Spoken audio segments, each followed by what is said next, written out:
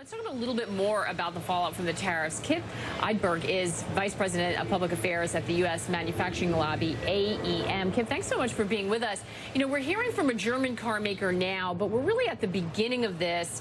Is there concern among U.S. firms, some of your constituents, that these tariffs are also going to help them, or do they believe they will help? Well, good morning, Maggie. Thanks for having me on. Yeah, I think it's important to talk about what's at stake here, really. The U.S. equipment manufacturing supports roughly 1.3 million jobs across the country. And at a time when we should be spending more time creating manufacturing jobs, we're engaging in a reckless tit-for-tat with China. We're getting into trade wars with some of our closest allies. And not only is that going to hurt U.S. equipment manufacturers, make them less competitive in the global marketplace, but also it risks wiping out much of the benefits of tax reform, which has really been a boon to our industry so far the past 6 months.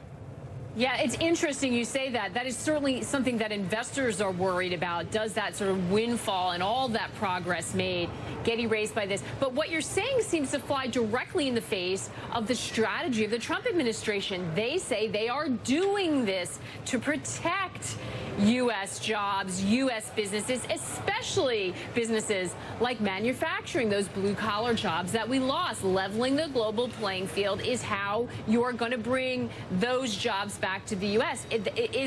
What do you see that they do not?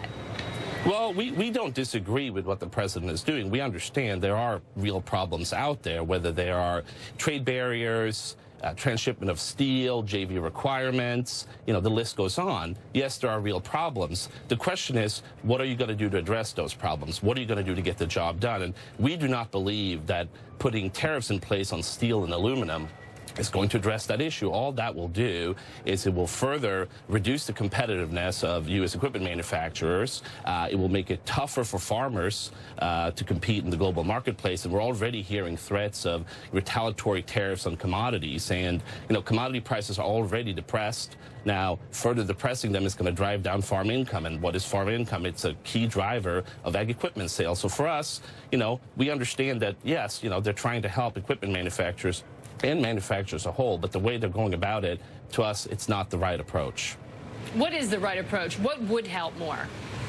Well, to begin with, we should be working with our allies. We should be sitting down with our trading partners and figure out, you know, how can we encourage greater competitiveness, you know, across the globe? How do we reduce barriers to trade? How do we, you know, make sure that equipment manufacturers and others, you know, are better set up to compete globally? I mean, 30%, roughly 30% of equipment made in the United States is destined for export. You know, we need those export markets to grow our business, you know, to create jobs in the U.S.